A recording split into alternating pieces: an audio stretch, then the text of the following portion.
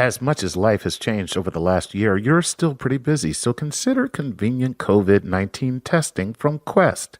Get the same tests hospitals use without a doctor visit. Simply order online, select from drive-thru or at-home options, and get results sent securely to your phone or computer.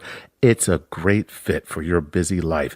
With over 25 million COVID-19 tests processed, you can count on Quest. So order your test today at questcovid19.com. That's questcovid19.com.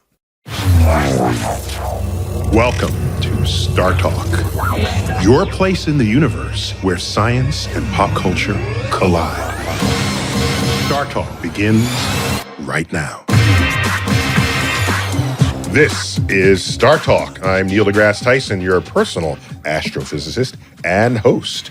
And we are coming to you from my office at the Hayden Planetarium of the American Museum of Natural History right here in New York City. Co-host Chuck Nice. Hey. Chuck in the house. Good to be in the cosmic crib. Tweet. Oh, we hadn't called it that in a while. That's right. But that's what it is. That's and what has it is. Always will be. The cosmic crib. Tweeting at Chuck Nice Comic. Thank you, sir. Yes. All right. And I got with me Charles Liu. The one and only. If Charles Liu is in the house, you know we're going to do some geeking. That's right. Looking forward to it. Thank you. Thank you so much. Because this topic today is about aliens and superheroes. Yes. And we snared an interview with sort of geek icon, geek goddess Olivia Munn. Yes. Last time I was out in L.A., got an interview with her. It was great. Yeah. Last time I was out in L.A., I got a restraining order from her. No. Yeah. Last time I was in LA, I was 12. Really? You got to get out more, dude. I do have to get out more. You got to get out especially more. to the West Coast. So just the whole universe of mutant superheroes, to be specific. Well, she is an X-person. Oh, yeah, because the X-Men are mutants, She right? played Psylocke. Psylocke. That's Psylocke. right. In the Age of Apocalypse. That's correct. Okay, there you go. And it's a... so she's been associated with geek culture simply through her acting roles, but there's also some of that in her, because you don't have to be a geek actor, but it helps. It does. You want Absolutely. it to be true, Right. When someone has that kind of portfolio. It's better to be a fan of what you're doing than just to do it in a mercenary type way anyway. That's a good point. But mercenary. Whoa, actor mercenary. Yeah. Actor mercenary. Ooh. And so she also wrote a memoir titled Suck It, Wonder Woman. The Misadventures of a Hollywood Geek. She's also a talk show host about geek culture. And I had to ask her, because we all thought about it, but she's like in it, performing it, is embodying it. And I had to ask her just what, in her mind, defines being a geek. Let's check it out. There's a misnomer that being a geek is just playing video games or being awkward or having a pile of comic books. I think being a geek is somebody that just thinks differently than the rest of the crowd, that it's not just what's laid out before you. There are different ways to think about it. And that's why comic books have been so popular with geeks for so long, because there is a group of people that operate a different way, think a different way. Superheroes, like they are ostracized because of their abilities to be different. And I think that all geeks operate that way. We're just called geeks. So superheroes never really fit in. Well, neither did the geek set. Yeah, and I think that's what people identify with. I mean, when you're in school and your brain works differently and you're not picking it up on like everybody else is, it's not that you're dumb, it's that you have to figure out a different way. And that comes with, whether people are autistic or on the spectrum or are shy or uncomfortable or socially awkward or really smart and clever, and they could be the college quarterback but also be into astrophysics. It's just anybody who allows their brain to think differently. It's a movie title, The Astrophysics Quarterback. So, Charles, you are StarTalk's resident geek-in-chief. I'm honored to be there. I don't remember who first knighted you that. It wasn't me. I totally agree with it, but somebody upped that. Right. And it landed on you like a ton of bricks. No. like royal robes. So what was your arc through life to become the geek-in-chief that you are? For me, geekdom is essentially freedom. from the norm, from the constraints of social or familial or other kinds of pressures. But we generally associate comic books, video games, But also theater. attendance at Comic-Con. Yes. These are kind of card-carrying behaviors. Yes, but there are also theater geeks. There are art geeks. Right. There are opera geeks. There are music Math geeks, There are science sports geeks, There are sports geeks. all kinds of geeks. When you are just different, then you become a geek in the eyes of many. And then you have to ask yourself, what are you going to do with it?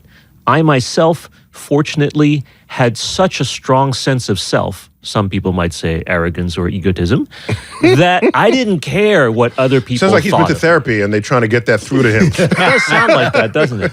Yeah, so I didn't really care that I was off to the side of what was supposedly mainstream.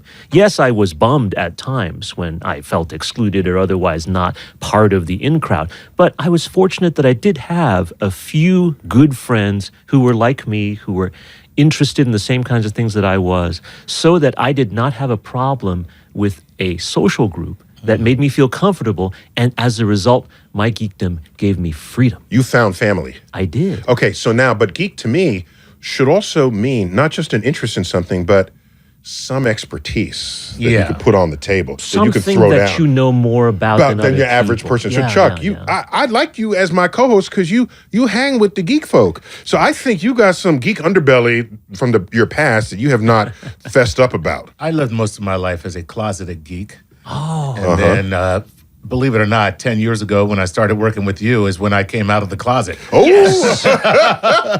I felt like, I was like, you know what? Why am I hiding this part of myself? Whoa. I'm cool. I'm okay. Geek I'm okay. liberation. I was liberated. But as a matter of fact, I Wonderful. could say, like, you know what? Yeah, I really enjoyed this. I love science. I love all this stuff. Neil, You so know? he's finally you one of had us a now. way you can express it professionally. Correct. Yeah. Charles, what's the next geek frontier? Is it because it tends to track wow. technology? Yes, it Is does. it like VR worlds? Is it augmented reality? You know what? With video games? I So think far, so good. This sounds great. Because the geeks tend to be at the moving frontier Absolutely. of how technology applies to Yes. ways to not go to work. I believe the next great geek frontier, at least right now, is biohacking. Really? I think wait, the biohacking. biohacking, the idea of like say somebody is paralyzed and can't move their arm because their nervous systems can't get from their get signals from their brain to their arm. Instead, you put a wireless thing up against your temple, which then allows you to do some other way of communicating, maybe through 5G, maybe through some sort of wireless or Bluetooth signal. 6G. right, at that point. At that point. Yeah, at some point.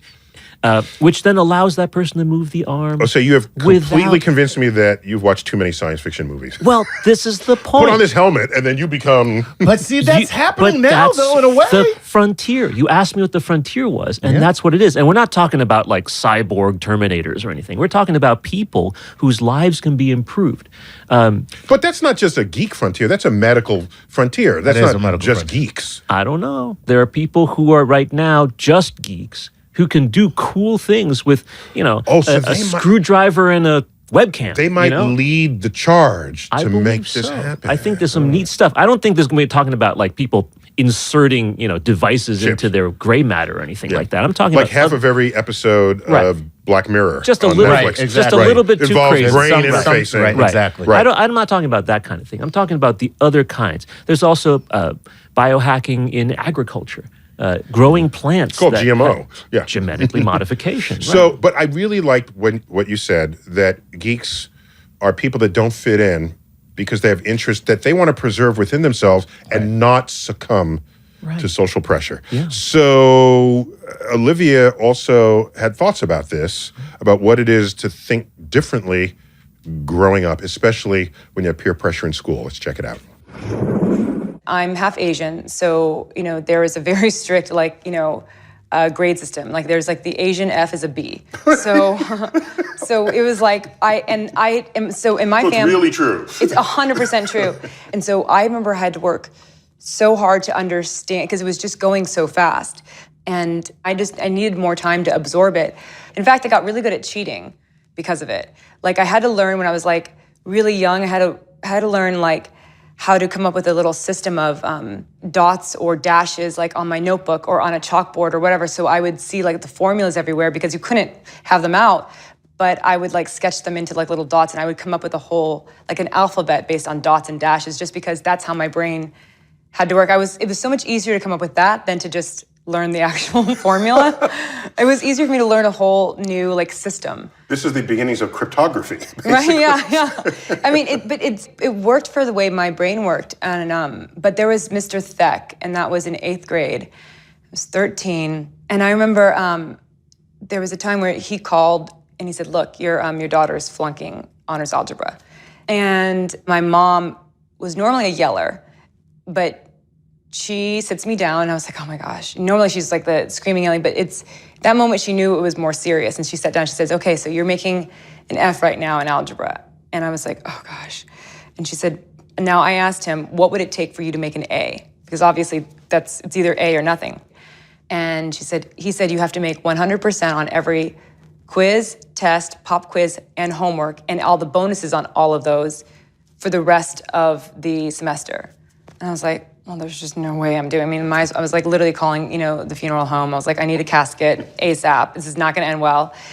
And my mom said, you're going to do it. So every day I would come home and she'd say, did you do your homework? And I said, yes. And she says, let's do it again. Like, oh, I don't. And she would normally, like, when we would be studying and stuff, she'd be like, no, it's this, it's this. She'd yell. This whole period of time, my mom was just took her time with me. A little more tender.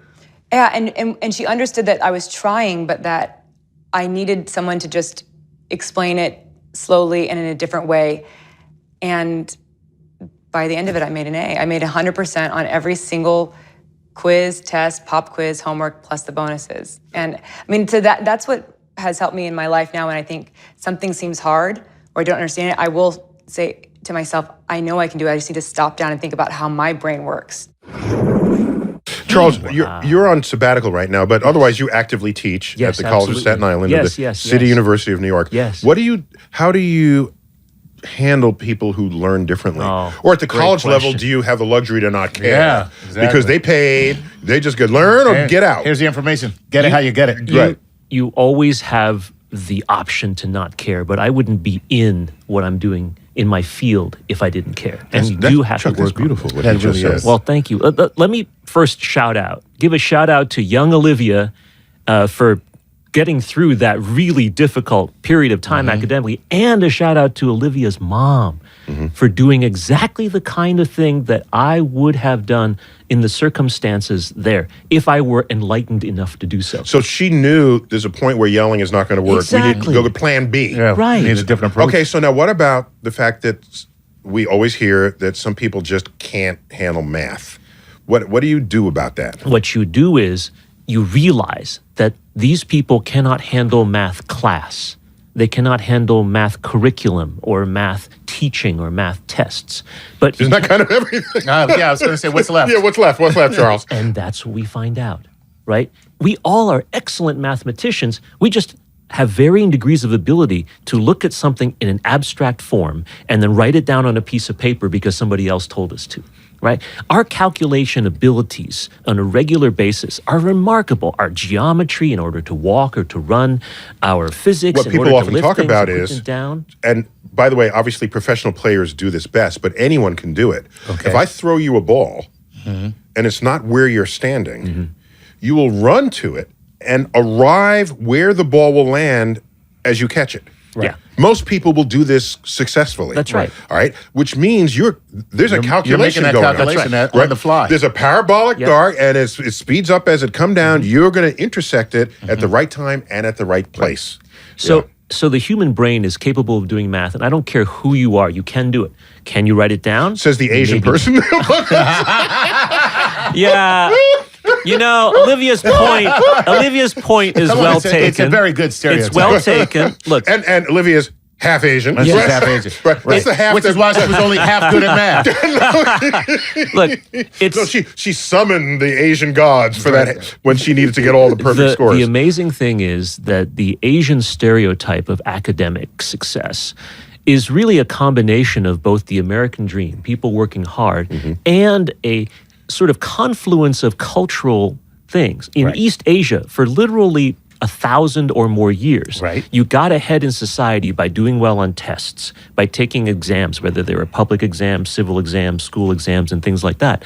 And so, like in places like Japan, for example, which Olivia was mentioning, and also South Korea, some of these other places in East Asia, it's very unhealthy for the young people because all they're thinking about are tests. But then they come to America, like I did when I was fortunate. When I came to America when I was 4 years old, and now all of a sudden, these He said like he took the boat. I know.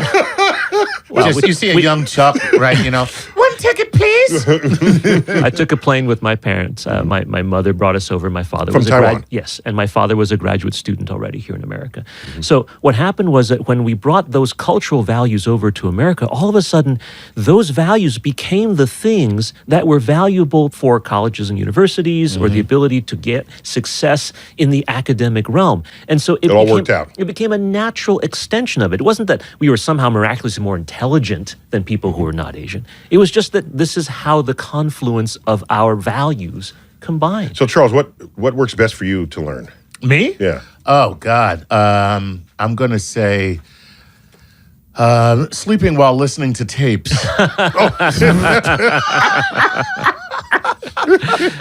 No, I think for me, what I would do, the best thing for me to do, and I see this in my son, is to read and then to listen to it. Multiple So it comes inputs. different inputs. sensory, Really smart. sensory. Yeah. Exactly. By the way, that's what I do when I give a public talk. Really? Because they say, "Are you going to stand behind the podium?" Right. No, no. I'm going to walk around. I'm going to use my body gestures and tap in some It dance drives moves. the camera people crazy. Yeah, they hate it, but I'm not doing it for the camera people. And so, what do you think about her dot system? Is that cheating or is it?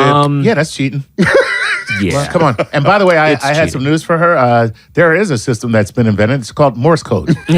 She could have just learned that. Yeah, but she was a kid, right? Right. No, cheating is a fascinating, concept, bending the rules. I mean, how many of us have never watched a movie online without paying for it or downloaded a song to hear it without going through the proper copyright, right? All of us have found something, some rule that they found onerous or they'd rather circumvent and then gotten around it. Well, Now, also, too, it's whatever. Sometimes you're more motivated to cheat. For her, she had pressure to perform. yeah. Yeah, And I that- almost don't even blame Yeah. her. Yeah, that pressure Yeah, to yeah. perform. She's like, I'm going to get killed if I don't, I believe me, that's Yeah. a lot of pressure. I've been there. Too much Yeah. pressure. All right, when we come back, more of my interview with Olivia Munn, and we get into mutants and superpowers. Excellent. When StarTalk returns.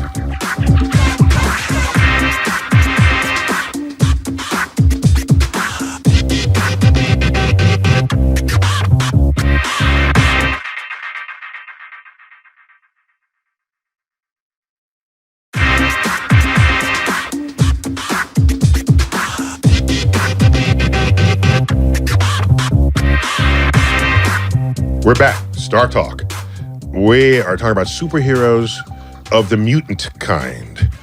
And we got Charles Liu, who is Hello. our geek-in-chief. Yes. Talking about superheroes. Yes, absolutely. And so Olivia Munn, Yes. she was in one of the X-Men movies. Yes, she played Psylocke in Age of Apocalypse. Save Psylocke, X-Men Apocalypse, Psylocke Psy, L-O-C-K-E. And she even did her own stunts in the fight scenes. I don't know if you knew that. Did I not did know not. that. Yeah. So let's get a little bit of insight into this appearance in that film as we rejoin my interview with actress Olivia Munn. So you do martial arts? Is that right? Yeah. What kind? Taekwondo. We grew up doing Taekwondo. All 5 kids we had to. Again, we have to play a musical instrument, and we have to make A's, and we have to do that. My mom almost. And kick some ass. Yeah. Well, your character in X-Men kicks serious ass, not just with this blade thing that comes Right. out. Is there a word for that? It's a psionic sword. Psionic sword. Yeah, so Psylocke, her ability is to be able to create anything with her mind. In my opinion, she has always been the most powerful because if you can create anything with your mind, There you go. done, game over.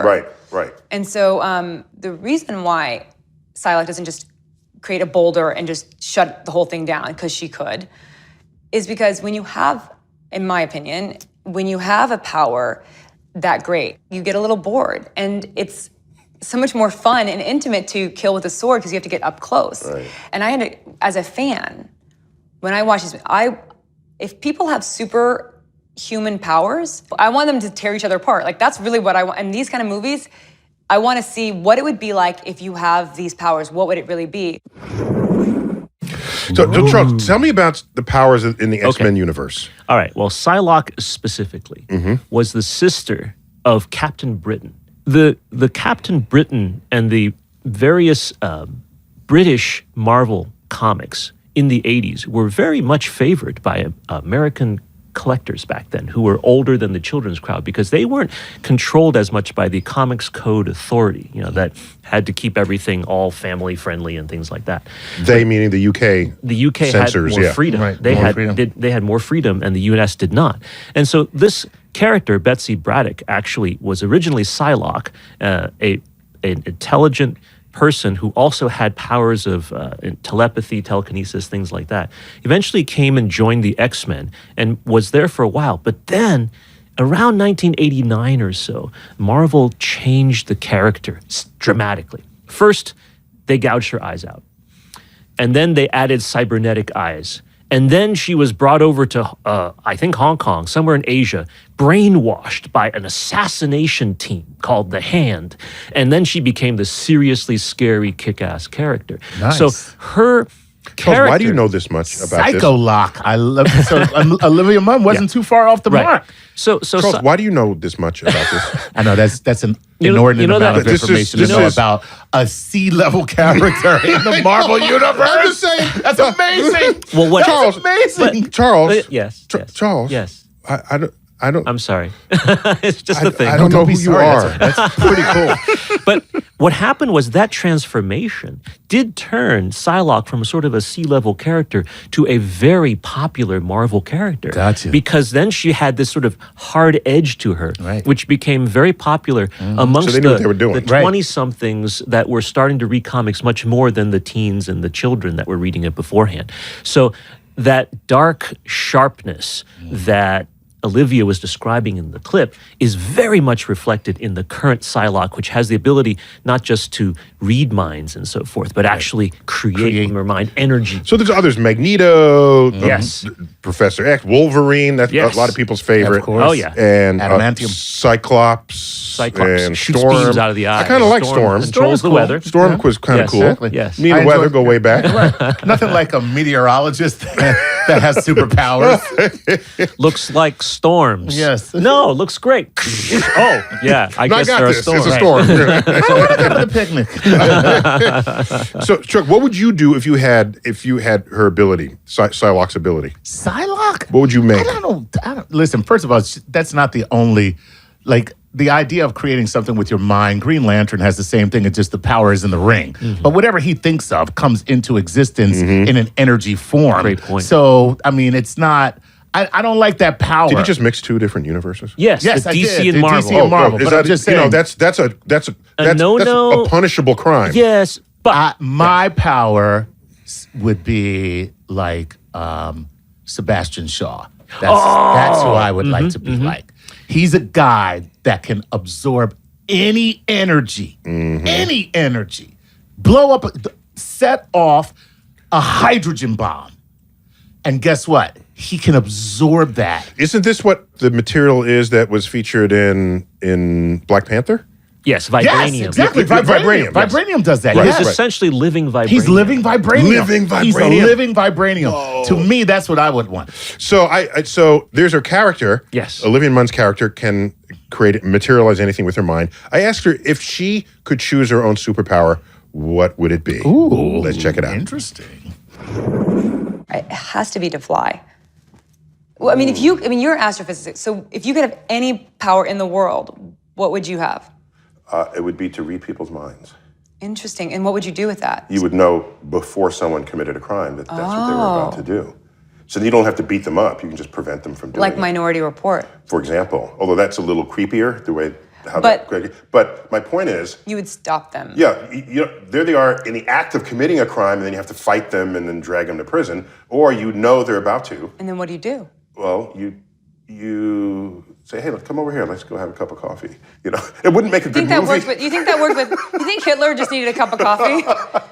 You think Hitler was just waiting for Neil to come through, like, hey, Hitty, come here. Let's go to the beer garden. Yeah. So that is an interesting thing. Like when that way you don't have to be strong. You can be. Well, you could be intimately clever about how to distract someone from whatever might have been their nefarious plan. That Very is clever. awesome. What? Neil deGrasse Tyson is Java Man. Please don't wreck. Exactly. Yes, please don't wreck New York. Come have coffee with me. Hey, buddy, let's talk about that. That's great, actually. Well want a done. cup of Joe? It's a great idea. It's like some Madagascar cinnamon on the top. So, Chuck, what superpower do you think you would have? One superpower. That's a great question. At one time, I thought that maybe I would want the same superpower as you was thinking, being able to read minds. But then I found out that most thoughts are never realized. Yes. Thousands of thoughts. There's a whole episode of The Twilight Zone on that very fact. Yeah. Every time we read a book, we have new thoughts. Every time we imagine something, new thoughts. The only things that actually matter are what come out in the real world. We cannot, in Minority Report or other kinds of environments, castigate someone for their thoughts as long as they don't act upon them. Right. So that episode of The Twilight Zone, yes. some coin was spun and it ended up standing up on its end, and that changed the universe. And he could hear people's thoughts.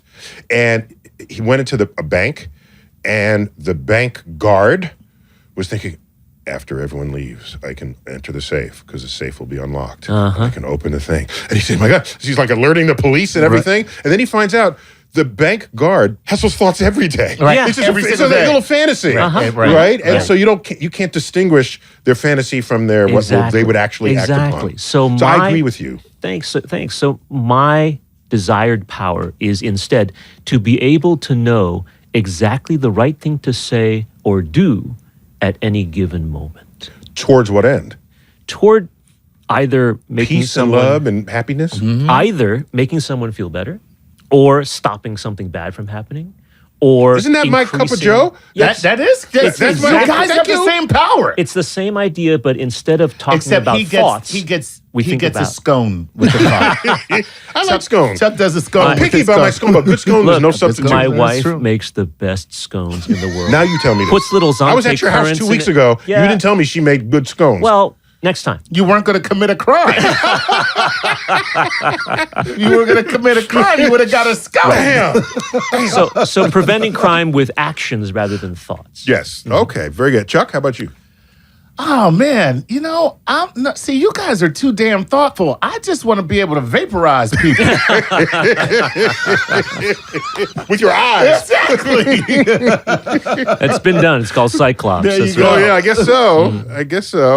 All right. So, Charles, what do you think science can do to create a superpower? Oh. Actual, in a Great real point. So, we have the Iron Man suit, for That's example. right. That comes closest Yep. to Yep. imagining There that. are now cybernetic suits. Yeah. They're not nearly powered by, some arc generator or whatever, but it's certainly you can move or be protected from things. using suits Well, and what so about on. genetic mutations? Yeah, those things Genetically happen mutate now. you so that what? So that you don't catch diseases that are otherwise lethal to you. Okay, that's not a superpower. Yeah.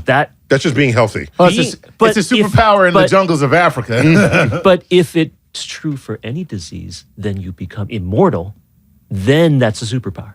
No, but it's not a superpower if everyone has it. Why We learned not? that in The Incredibles. Why not? It is. Okay. It's still what's the superpower. mantra? If everyone is special, No then one's no special. one is special. No, I disagree Therefore, it's with not a that superpower. point. It's just power. Well, see, that's a small-minded interpretation of what superpower truly is. Right. You just call me small-minded. I'm No, telling you. no, I'm Whoa. talking. Meet me I'm outside. I'm just You see how saying. small-minded I am Wow. after I pull my foot out of your ass. I was going to say that's astrophysics fighting words right there. That sounds like what you say about my mama. I'm That's saying what that your mama mama talks is special. That's mama talk for astrophysicists. I'm saying your mama is special, and so is everybody else. Oh, that's Right? hilarious. Yes. No. This is a very Pollyanna-ish idea of what being special means and so on. But the idea that we can all benefit from something and therefore be super as a result is not at all an alien or a bad concept. I have no problem with, for example, everybody being able to live as long as they'd like to live in a healthy manner. That is a true superpower, is it not? Yeah, but it's also, a big time fantasy because, like, what kind of taxation on the earth would that create? You need more planets. We need more planets. We would need to expand. Well, the We would universe need is to go large. beyond. So, Yeah, that's true. Oh, I forgot who we I was already- talking to. We already know. Yeah. 4,000 planets and counting outside our solar system. Yeah. Don't worry, we got and they're all plenty just of in a places little to go. circle around us. Yeah, so yeah. we got So we're planets. good. We're in good Yeah, shape. we good. Yeah. So remember what Arthur C. Clarke said, right? Not only was he a great science fiction writer, but he also patented, for example, the communication satellite. So a very intelligent engineer and scientist. Nice. He said, and I paraphrase, I think, that any sufficiently advanced technology is indistinguishable from magic. Yes. Yes. Right? And if That's not magic... just a paraphrase. That's a quote. I got it? I good, think good, you good. got it. I Okay, think you got okay. it. So if magic is essentially a superpower, right? Being a wizard is super powerful or supernatural or something, then that means all of us who have the technology, But it who know isn't how to wield it supernatural. and who how to create it, It just looks. It's it not just supernatural, looks like though. it, That's right? it, yeah. But theoretically, neither is the Iron Man armor, right? I know what you're saying. Right. I'm with you. Or I'm Wolverine's 100% claws, with you. right? Yeah, Yeah, yeah. that's with my you. take. Okay. Yeah.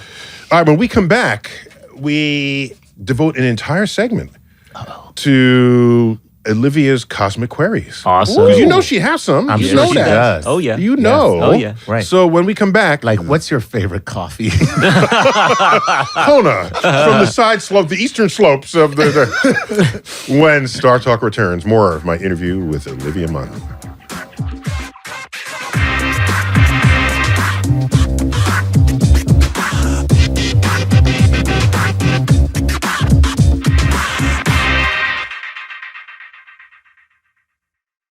Hey, it's time to shout out the following Patreon patrons: Genesis Perez and Braden Thomas. Hey guys, thanks so much for your support. Without you, there's no way that we could do what we do here at StarTalk Radio.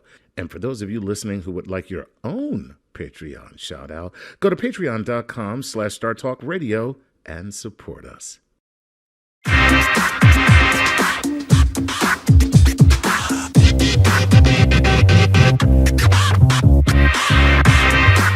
We're back. StarTalk, featuring my interview with patron saint of geeks. Olivia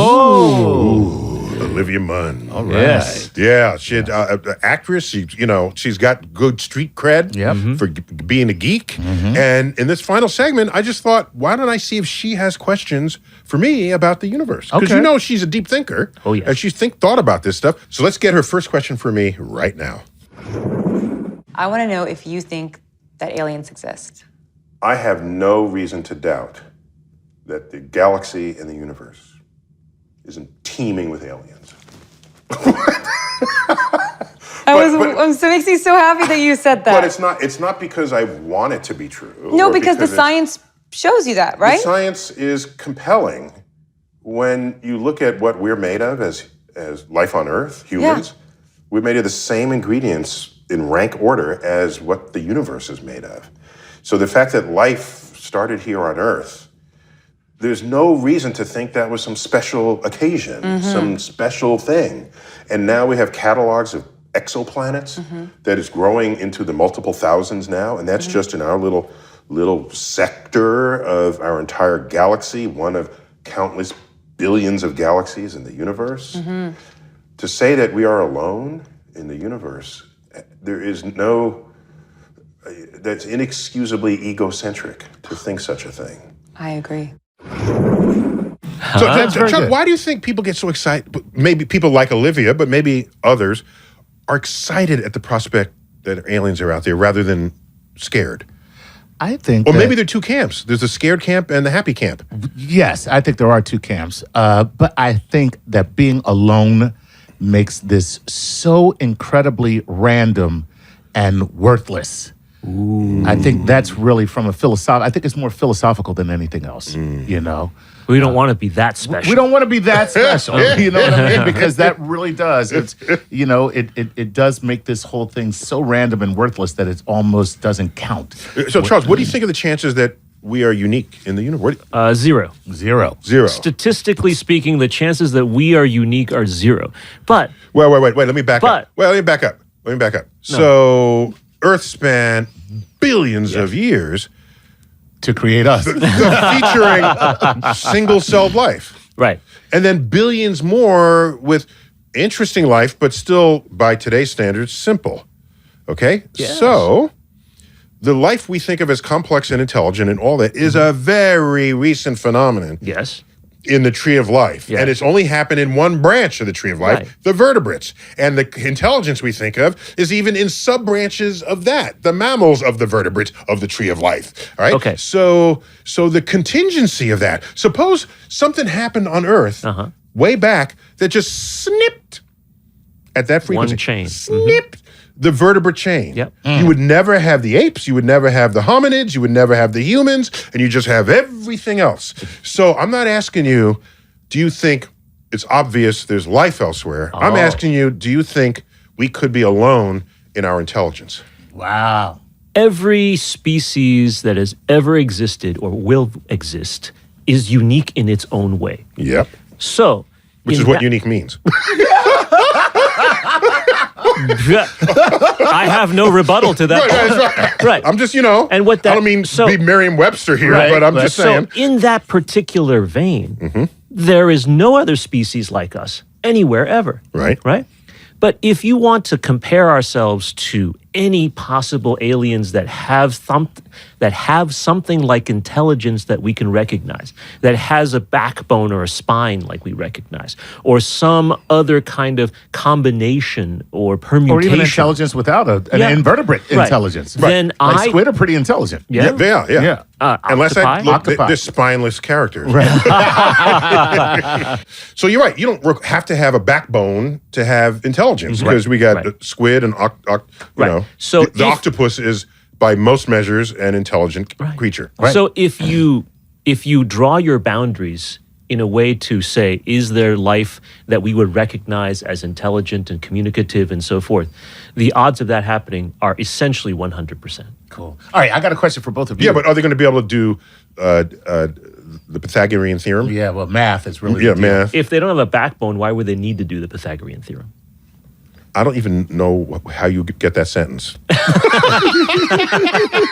If you're a super intelligent octopoid species and you're zipping around the universe, why do you need hard angles? Oh, of you're saying 3, if you're 4, and squishy, 5? you don't need. Why there's not no- create? You're not you into know, straight lines. That's right. Why not just have fluid boundaries? They have a whole other things? kind of math. Yeah. Exactly. Fluid boundary And math. it is well known, even with our limited intelligence that relies on geometry and hard boundaries, that there are non-Euclidean geometries that do not rely on, say, all the triangles adding up to 180 got me degrees, there. things like Okay. that. I think there's a lot of potential that none of us have even thought about, if All right, anything. I know we got to move on, but I want to ask you guys this, What? since she kind of based, not really.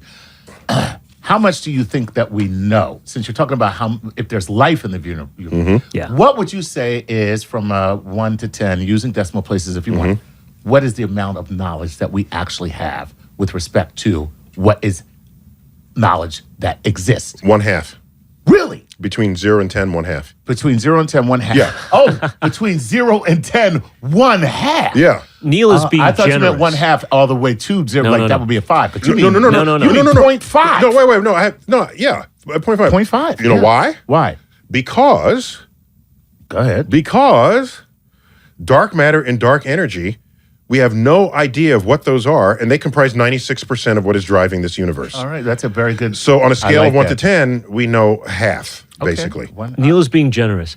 Even in the part, the 0.5 out of 10 Right. that we know about in terms of protons, neutrons, electrons, neutrinos, Yeah, all the things like familiar that. stuff Right. that you know We is in that half. It's in we that half. still know less than 1% of what's actually going on in our observable universe alone. So in the stuff that we actually know, we still don't know. That's right. In the stuff that we know. So I feel like we're at 0.01 of 0.5. Damn. All right, damn. Charles, can't you give us a little? Man, what are you doing our I'm ego? not saying that's a bad thing. I'm saying that the fact that we've learned that much, just being on a little mud ball here in the middle of the solar system, Damn, he is just completely dissed Earth too. unremarkable. Mudball. Man, he's in a dissing mode. You know what? I just see now an alien race showing up here. People of the mudball.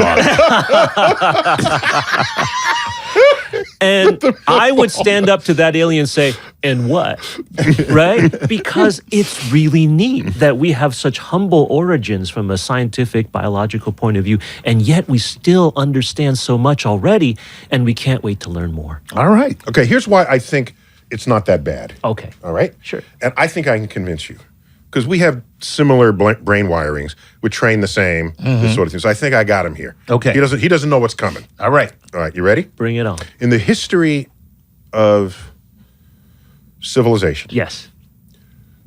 before science, up to modern methods and tools of science, Yes. into modern day, things would happen in the world that we wouldn't understand. And so you invent gods, you Yes. invent...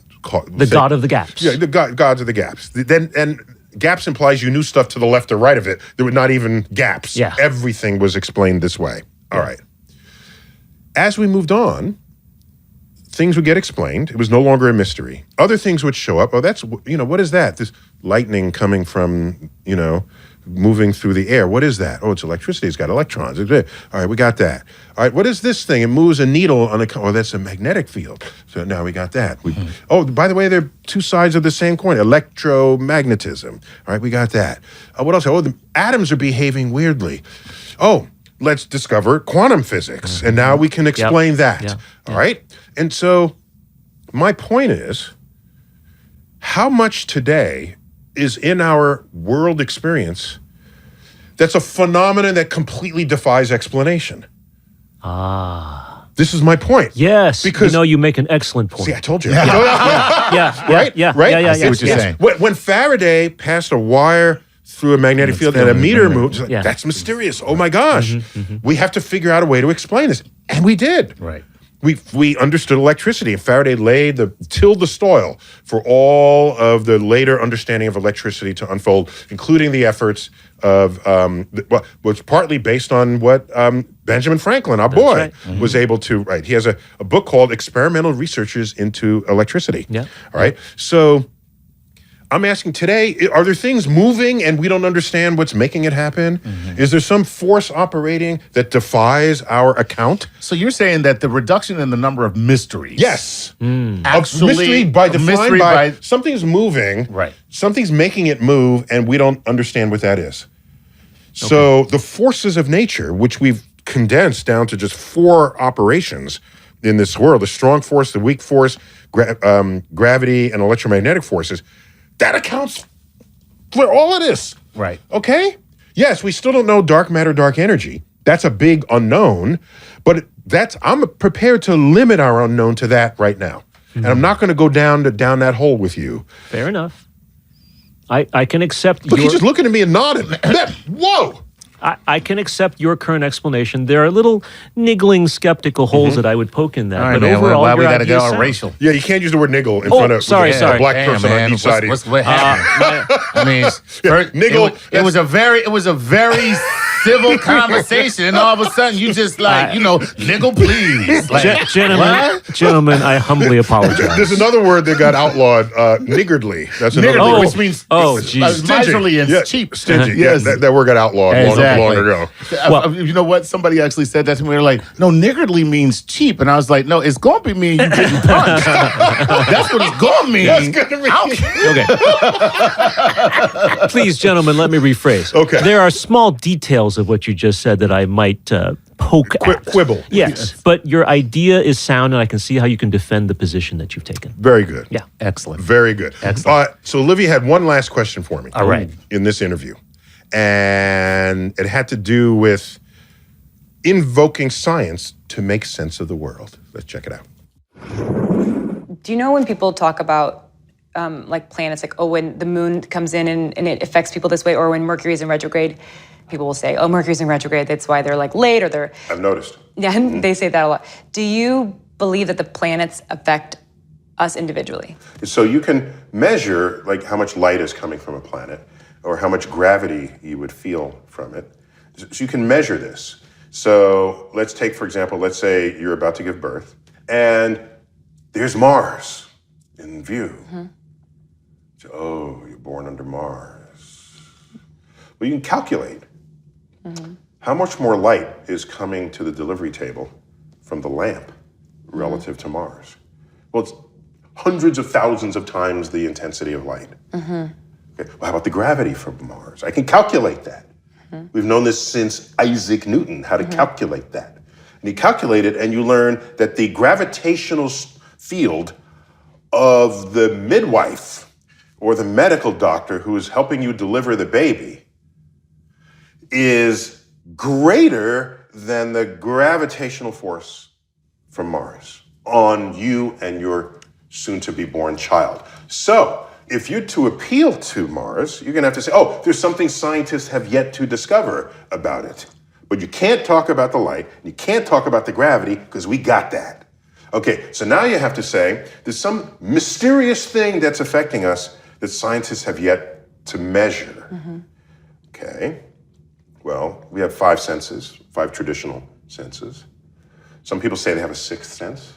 They can know what someone's thinking or know something that they don't otherwise have direct access to. I don't have a problem with people saying they have a 6th sense. What I can tell you, however, as a scientist, I have access to dozens of senses. What is science if not there is something to be measured in this world that my human physiology has no clue what it is or how it works, and I've built this machine that can tell you it's there. You'd have to say there was something going on between you and Mars that all of my access to my dozens of senses cannot measure. And it does make sense understanding that when people want to blame other things, and that's a big part of it. That's why you see a lot of people who believe in all this stuff, where their lives are still just like, they're all anxiety induced. And that, you're like, well, clearly it's not making things more peaceful for you because they've just got something else to blame it on. They've got something else to shift it on. They have not taken control of their life. Yeah, that's the truth. Yeah, it's the gap that they're trying to explain using scientific language like Mercury in retrograde, but it's not actually science. That's just pseudoscience. Right, but so I guess the point is the power of science to explain what you think is a phenomenon is extraordinary. Yes, amazingly so. And people who don't even understand it or don't know about it will use it even incorrectly because it helps explain the unknown. So we need some parting thoughts. Chuck, do you have anything deep to share with us? Deep? No. Let's do that again. Chuck, I was going to say, you're putting too much pressure on me. So Chuck, we need some parting thoughts. Do you have anything shallow to share with us? Absolutely. No, I just really appreciate the fact that Olivia is a person who is scientifically curious. And, I think the more that people in entertainment show that side of themselves, the more we might see a reflection of that in society. Charles, how about you? Hooray for Olivia Munn for not only embracing who she is as a geek, but also recognizing that she learns differently and that she is different from others. And yet she embraces all those things, owns them, and says, here I am. Just like the title of her book, Suck It, Wonder Woman, right? She is great in her own way, and it doesn't really matter what people are going to compare her to because she's cool just as she is. And only Wonder Woman hates her. Yeah, I don't know that I can add to what the two of you just shared. What I will say is it's a reminder that when you're growing up and you don't quite know who you are yet or what you want to be, emotionally, personally, professionally, and what is going on around you, there are social forces. Oh, yeah. To homogenize you into what others would have you become. And what that does is it robs you of your individuality when you do such a thing. So true. And so much of what has shaped this world has been via the expression of individuality. Yes. So imagine what this world would be today if everyone were afforded the opportunity to not have to comply with social forces. Imagine how diverse in the expression of intellect this world would be. Imagine how much more fun the world would be. Yeah. And I think Olivia Munn is a best example of that, who's entered a field that previously never really embraced who we are as geeks, and she's taken it right to the camera lens. And I agree with you, Charles. It's someone to applaud. Yes. And let there be many more Olivia Munns Yes. Well said, Neil. to grace the screen. Absolutely. All right. You've been watching, listening. You've been consuming StarTalk, our edition on superheroes With and some geeks. cinnamon on top. With some Madagascar cinnamon on top. I just want to thank Olivia Munn for giving us that interview. And Charles Liu, always good to have you. Thank you so much. Nice. Yes, sir. You're my man. You got it. All right. I'm Neil deGrasse Tyson, your personal astrophysicist, as always, bidding you to keep looking up.